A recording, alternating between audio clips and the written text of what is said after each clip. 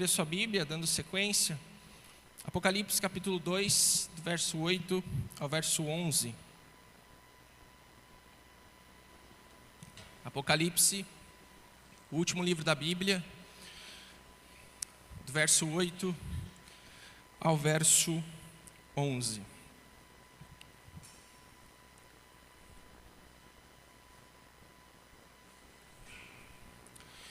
Diz assim a palavra do Senhor: e ao anjo da igreja de Esmina, escreva: isso diz o primeiro e o último, que foi morto e reviveu. Conheço as tuas obras, e tribulação e pobreza, mas tu és rico, e a blasfêmia dos que se dizem judeus e não são, mas são a sinagoga de Satanás. Nada tema das coisas que hás de padecer, eis que o diabo lançará alguns de vós à prisão, para que sejais tentados, e terem uma tribulação de 10 dias. Sê fiel até a morte, e dar-te-ei a coroa da vida. Quem tem ouvidos, ouça o que o Espírito diz às igrejas. O que vencer não receberá o dano da segunda morte. Amém? Vamos orar? Nosso Deus, estamos diante da Tua palavra mais uma vez. Cantamos sobre o Senhor e agora estamos diante da Tua palavra, que é viva e eficaz. Deus, que nós venhamos a entender que aquilo que o Senhor deseja que a gente saiba, que a gente coloque em prática na nossa vida, vem da palavra de Deus. E que nessa noite, por meio dessa carta, essa igreja, a gente possa, Deus, refletir sobre a nossa vida, refletir sobre o peso de se dizer que somos cristãos, e que a gente possa, Deus, sair daqui com decisões, que a gente possa sair daqui, Deus, convicto e decidido do que nós queremos para a nossa vida com o Senhor. Essa é a minha oração, Pai, em nome de Jesus. Amém e amém. Então hoje nós vamos falar sobre Esmina, e é uma igreja fiel e fiel até a morte. Esmirna havia sido fundada como uma colônia grega no ano 1000 a.C. No ano 600 a.C., os lídios invadiram e destruíram por completo. Esmina é uma cidade que foi destruída e ela foi reconstruída, se tornando então uma das cidades mais bonitas da Ásia Menor, nos tempos onde João escreve essas cartas endereçadas às igrejas. Esmina era uma cidade linda. As pessoas amavam Esmina, e Esmina ela tinha essa reconstrução como marca da sua característica como cidade. Por isso Jesus disse, estive morto, mas revivi, lembrando do que essa cidade já havia passado. Quando Cristo disse então que estivera morto, mas estava vivo, os membros, as pessoas de Esmina entenderam e sabiam do que Jesus estava falando. Esmina sofreu uma grande influência dos romanos também, e Roma ela influenciou essas cidades, e essas cidades elas começaram a perder sua característica, querendo ser parecido com Roma. Hoje, assim como Éfeso semana passada, nós temos Esmina assim. Esmina é um escombro, ela não é mais a cidade bonita e linda, ou considerada a melhor cidade da Ásia Menor. Então é só para você entender um pouco que é mais uma cidade que hoje não existe mais nada, é a Turquia lá, então, mas é mais uma cidade que nós estamos conversando. Imagine a cena, você convidado para participar de uma entrevista, onde a abordagem é os sofrimentos que você passa ou já passou por se declarar cristão. Imagina que você é convidado, e aqui está você, assim como eu, sentado nessa cadeira, e você é convidado para uma conversa, uma entrevista, onde você tem que falar para as pessoas quais são os teus sofrimentos por ser cristão. O que você já passou e experimentou na vida por ser cristão. Ao seu lado você tem nada menos, nada mais que Paulo. Não são os Paulos que a gente tem aqui na igreja, né? Mas Paulo, o apóstolo. E no outro você tem um senhor de 86 anos chamado Policarpo de Esmina, que foi pastor da igreja de Esmina que a gente estava conversando. E aí Paulo é o primeiro a falar, e Paulo começa a contar um pouquinho do que ele já passou por Jesus. Olha o que ele diz aí em 2 Coríntios capítulo 11, versículo 24 a 28. 5 vezes recebi dos judeus 39 açoites. 3 vezes fui golpeado com varas, 1 vez apedrejado, 3 vezes sofri naufrágio, passei uma noite e um dia exposto à fúria do mar. Estive continuamente viajando de uma parte a outra, enfrentei perigos nos rios, perigos de assaltantes, perigos dos meus compatriotas, perigos dos gentios, perigos na cidade, perigos no deserto, perigos no mar e perigos dos falsos irmãos.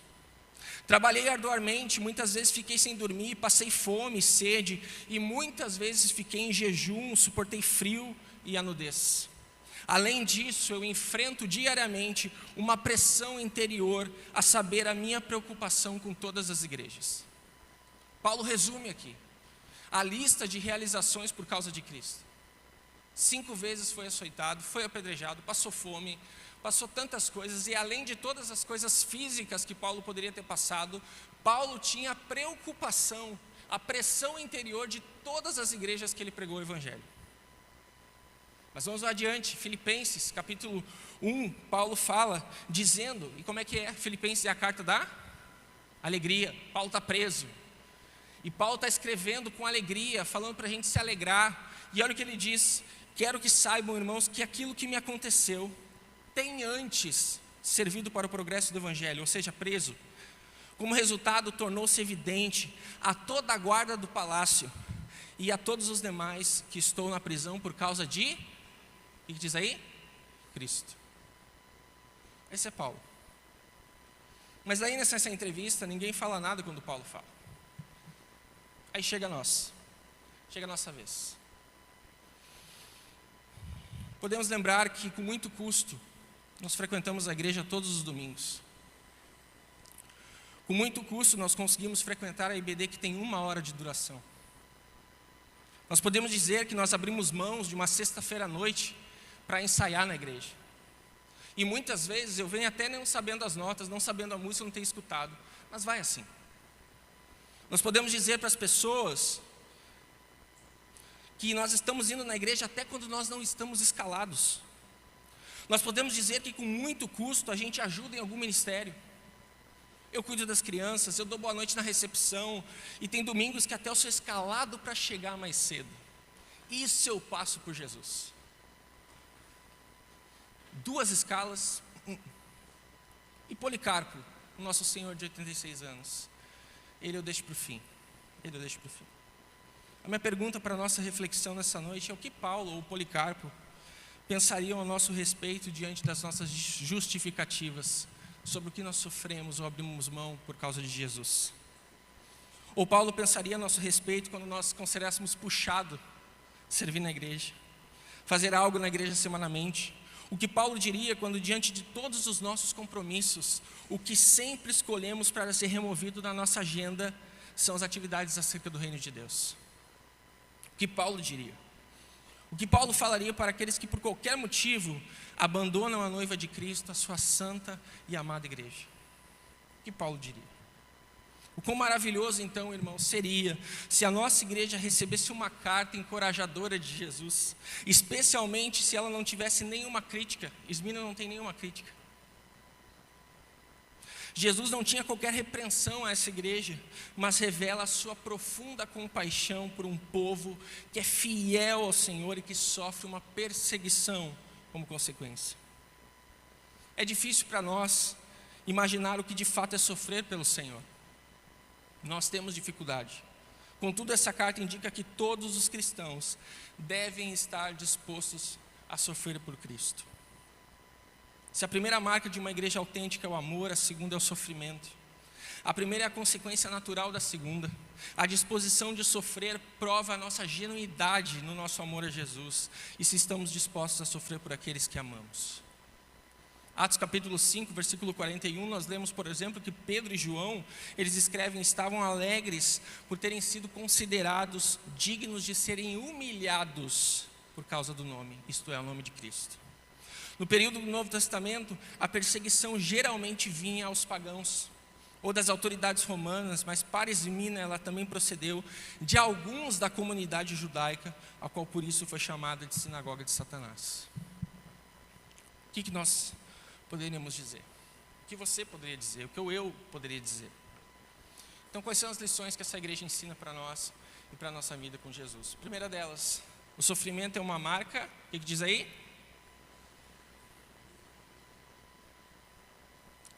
distintiva da igreja. Jesus vai dizer: conheço as tuas obras, e tribulação e pobreza, mas tu és rico, e a blasfêmia dos que dizem judeus e não são, mas são sinagogas de Satanás.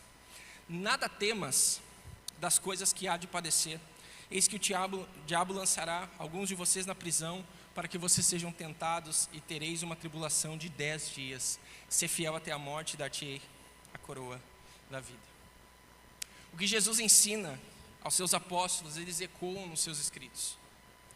Aquilo que eles andaram com Jesus, eles viram com Jesus, eles escreveram depois sobre o sofrimento. Paulo lembra seu filho na fé, Timóteo, de que todos os que desejam viver piedosamente em Cristo Jesus serão perseguidos. Filipenses, ele vai dizer que é nos dado o privilégio de não apenas crer em Cristo, mas também sofrer por Ele. Então fé e sofrimento, eles não são antagônicos, eles andam na mesma linha. Andam na mesma linha. Olha o que Jesus vai dizer para os seus, para nós. Bem-aventurados os, o que diz aí? Os perseguidos por causa da justiça, pois deles é o reino dos céus. Versículo 11, bem-aventurados serão vocês quando por minha causa os insultarem, perseguirem e levantarem todo tipo de calúnia contra vocês. Esse tema se repete constantemente nas palavras de Jesus. Em outro texto, Jesus vai dizer: se o mundo os odeia, tenham em mente que antes odiou a mim. Se vocês pertencem ao mundo, ele os amaria como se fossem dele. Todavia, vocês não são do mundo, mas eu os escolhi tirando-os do mundo, por isso o mundo os odeia. Ou seja, o sofrimento faz parte da vida cristã. E nós nos posicionarmos como crentes, como cristãos, a gente vai ter consequência. O problema é que o nosso testemunho está tão errado, a gente está vivendo uma vida tão em cima do muro, que as pessoas não causa efeito nenhum a gente dizer que é crente aí na cidade, muitas vezes. Que a gente é cristão no nosso trabalho, na nossa faculdade e tal. A gente não sofre isso, porque o nosso cristianismo está desalinhado.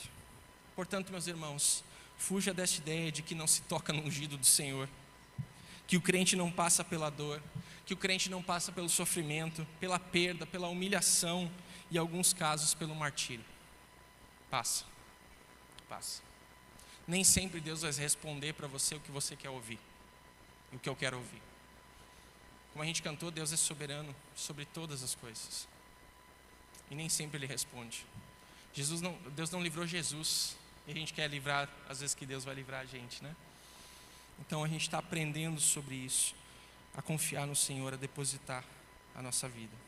A questão toda dessa igreja é que ela possui uma característica que vale tanto para nós como cristãos, quanto para nós que somos igreja. Em segundo lugar, essa igreja nos ensina que ela era uma igreja sem concessões. Jesus vai dizer: nada tema das coisas que há de padecer, eis que o diabo lançará vocês na prisão, para que vocês sejam tentados, e tereis uma tribulação de 10 dias, mas sejam fiéis, e eu vou dar a coroa de vida para vocês. Paul Gardner vai dizer o seguinte, que o fato de muitos de nós não sofrermos, muito certamente indica que nós estamos fazendo concessões demais ao nosso mundo. Nós separamos o nosso mundo da parte espiritual e da parte secular. Cristo é o Senhor do domingo, de quando nós oramos, mas não do resto da semana. E nós abrimos concessões. Isso leva a concessões de tantas vezes fazemos. A gente abre mão de Jesus toda hora, gente. Tem uma música que a gente cantou ontem no Reset aqui. Por Ele, é Ele e por Ele que estou gastando a minha vida. Perdendo tudo com amor e com alegria. A gente canta isso, mas a gente não tem noção do que é isso. Estou gastando a minha vida. Estou perdendo tudo com amor e com alegria. Estou desfazendo relacionamentos porque não agrada o Senhor. Estou saindo de negócios porque esses negócios são errados. E eu, como cristão, tenho que me posicionar no certo. Estou indo para um emprego onde é honesto. Eu não quero mais esse lucro desonesto. Eu prefiro sofrer a verdade do que dizer a mentira. Pequenas concessões, meus queridos, pequenas concessões vão abrindo mão os nossos princípios, os nossos valores e os nossos posicionamentos. pequenas concessões. E essa igreja, perante a morte, perante a prisão, eles não abriram mão. E nós, como igreja, nós não devemos abrir mão. Pode ser a ideologia que for aí fora, a nossa igreja tem que ser validada pela palavra de Deus e não pela cultura. Nós não temos que abrir concessões, custe o que custar.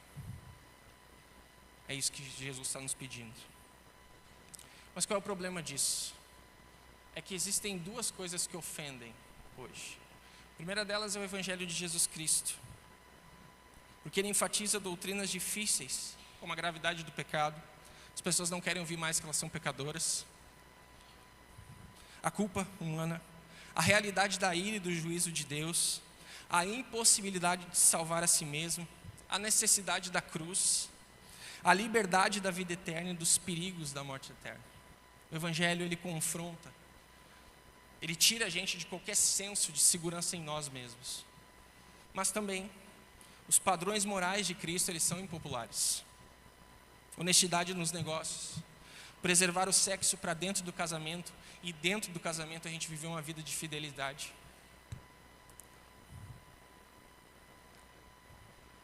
Fidelidade nas nossas coisas, contentamento no lugar de cobiça, autossacrifício e tantas outras coisas. Se você é cristão, você sabe que isso aqui é difícil. Você sabe que não é fácil viver isso. Mas é isso que Jesus pede para nós. E isso ofende. Um jovem dizer que está se guardando para o casamento é um absurdo. Porque ele não experimentou o melhor da vida. Você disser não para um negócio onde você ia ganhar muito dinheiro, mas desonesto, é loucura. Pense na sua família, na segurança que você pode dar. E tantas outras coisas. Então, porém, a nossa tendência diante disso é diluir o Evangelho e rebaixar os nossos padrões para não causar ofensa. Amamos o reconhecimento de nossos semelhantes mais do que o reconhecimento de Deus. É isso. Você vive para agradar a quem? Eu vivo para agradar a quem? O culto não é para agradar ninguém. O culto é para agradar o Senhor. Eu devo viver minha vida para agradar o Senhor. E isso vai respingar nos meus relacionamentos. Vai influenciar na maneira como eu lido com as coisas. Mas a nossa visão tem que ser nisso. A terceira lição que essa carta nos ensina é que nós não podemos ter uma visão desromantizada da vida.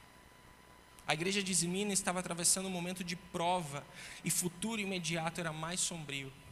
As 4 coisas aqui nesta carta que nós precisamos destacar se nós queremos ter uma visão desromantizada da vida. O que essa igreja estava enfrentando? A primeira delas, o que diz aí? Tribulação. Segunda?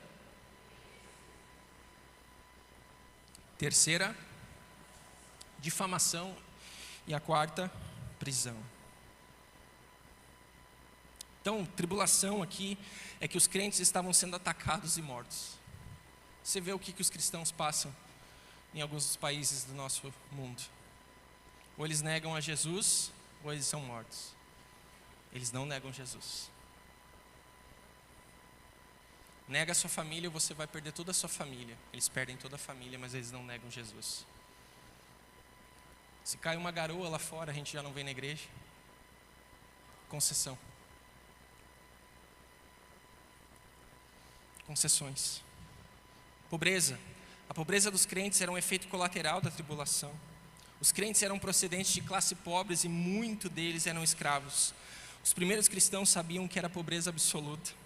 Os crentes eram saqueados e os seus bens eram tomados pelos perseguidores. Os crentes haviam renunciado aos métodos suspeitos e por sua fidelidade a Cristo, eles perderam os lucros fáceis que foram para as mãos de outros menores. Então eles se tornaram pobres porque agora eles queriam viver conforme Cristo Jesus queria que eles vivessem. Então eles pagaram com os bens deles. A galeria dos heróis da fé, no capítulo 11 de Hebreus, é uma lista que nos constrange. Muitos deles não receberam a recompensa. Uns foram cerrados no meio, outros foram mortos pela espada, outros perderam as suas propriedades e os seus bens por causa de Cristo. Eles abriram mão, eles entregaram totalmente a vida deles em prol do Evangelho. Coloca de novo para nós que passou aqui. prol do evangelho. Então, tribulação, pobreza, eles passaram por difamação também. Os judeus estavam espalhando falsos rumores sobre os cristãos, e as mentes deles estavam sendo envenenadas. Os crentes de Esmina estavam sendo acusados de coisas graves. Satanás estava acusando aqueles irmãos, mas eles não desistiram. Eles foram chamados de divisores de família, uma vez que as pessoas que se convertiam a Cristo deixavam as suas crenças antigas para servirem a Jesus. Era isso. É interessante porque quando você estuda, os judeus, eles chamavam os irmãos de Esmina de ateus. Eles eram ateus. Porque para eles, ateísmo era o quê? Eles não acreditarem no panteão de deuses e principalmente não venerar o imperador, então ia acreditar num Deus só. Então o ateísmo para eles era isso. Eles não acreditarem que o Deus deles era o imperador e os outros deuses. E eles eram chamados disso. E por último, prisão. Alguns crentes de Esmina estavam enfrentando a prisão. A prisão era a antessala do túmulo. Os romanos não cuidavam dos seus prisioneiros e eles eram mortos. E eles eram tentados totalmente. Por fim, não para aí. E aqui é onde a gente entra. Talvez quando a gente começa a se portar como cristão nesse mundo, a gente vai sofrer, não essas perseguições, mas outros tipos, difamações e tantas outras coisas.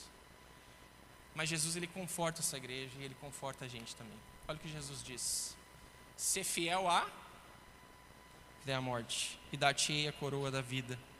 Quem tem ouvidos, ouça o que o Espírito diz às igrejas: o que vencer não receberá o dano da segunda morte. É interessante porque aqui Jesus se coloca como o conforto em todo o tempo para a nossa vida como cristão. Aqui a gente aprende algumas coisas. Primeiro, ele é eterno. O texto começa dizendo que ele é o primeiro e o último. Jesus, ele é vitorioso. Ele morreu e tornou a viver. Ele é onisciente, ele conhece as nossas aflições, ele sabe o que nós passamos por causa dele. Ele é equilibrado. Ele conhece a nossa pobreza, mas ele diz que nós somos ricos porque nós temos essa eternidade guardada no céu.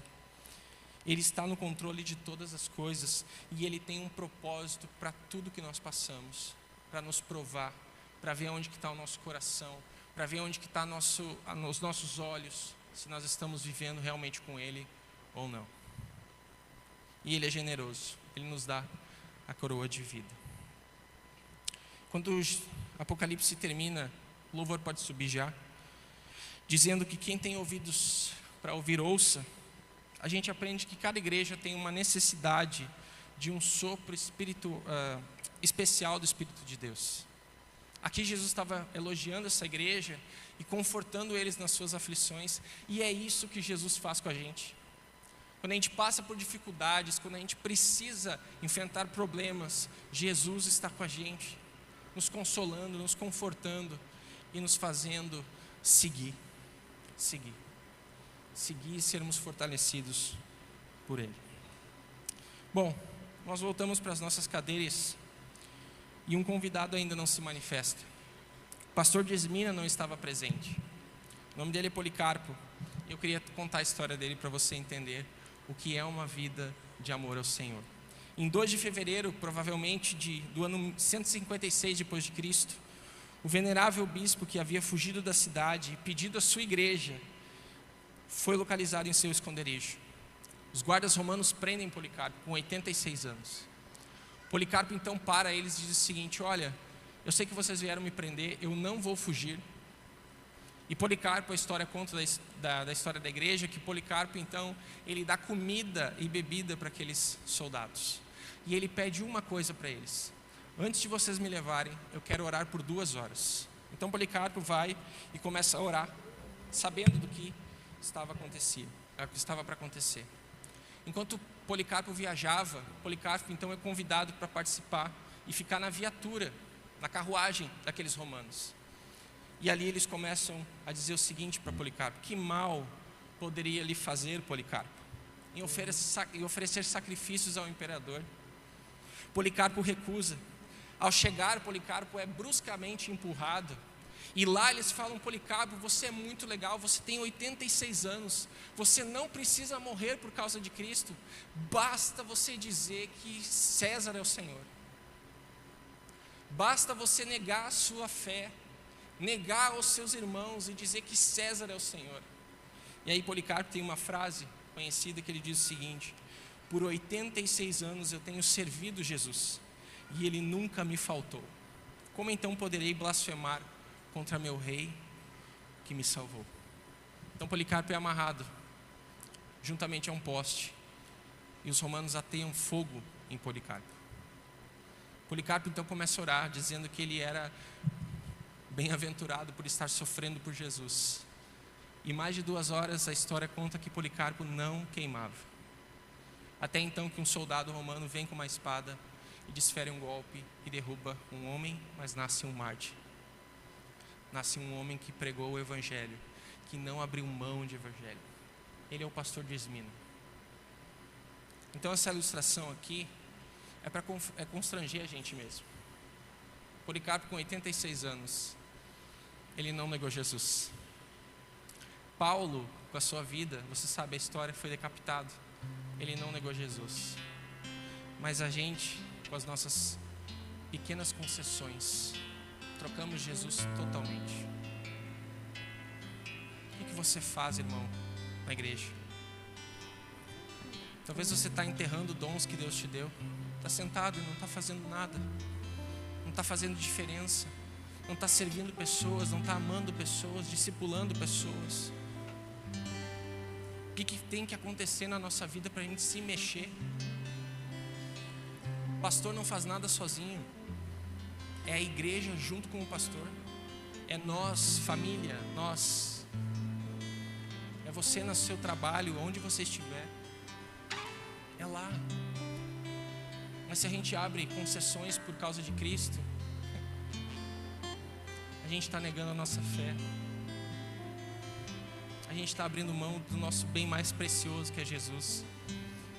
E uma coisa, a recompensa para seguir Jesus é o próprio Jesus.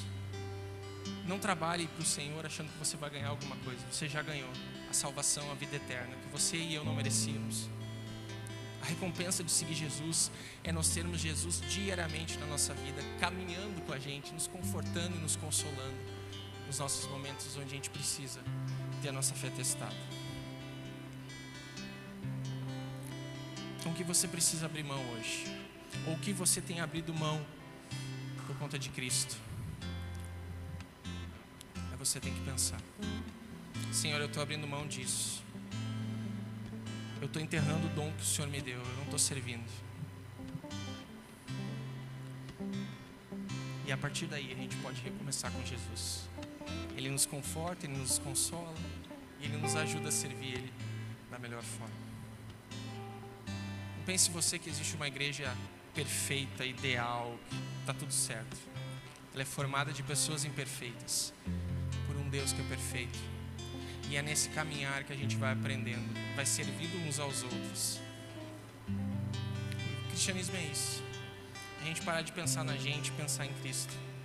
Abrir mão da gente. Morrer para nós mesmos. E entregar a nossa vida. Amém? Eu sei que é difícil ouvir essas coisas, mas nós precisamos. Tem muita mensagem que massageia o ego aí fora, nas igrejas. Tem muito. A gente precisa do evangelho, a gente não precisa dizer que a gente é legal e bonito. A gente precisa ouvir que a gente precisa ser sal e luz nessa terra. Que nós somos amados pelo Senhor, sim. Que nós podemos ser transformados pelo Senhor, sim. Mas que a gente tem que seguir a Jesus. E isso vai ter um custo. Vai ter um custo. Nossa vida inteira. Amém?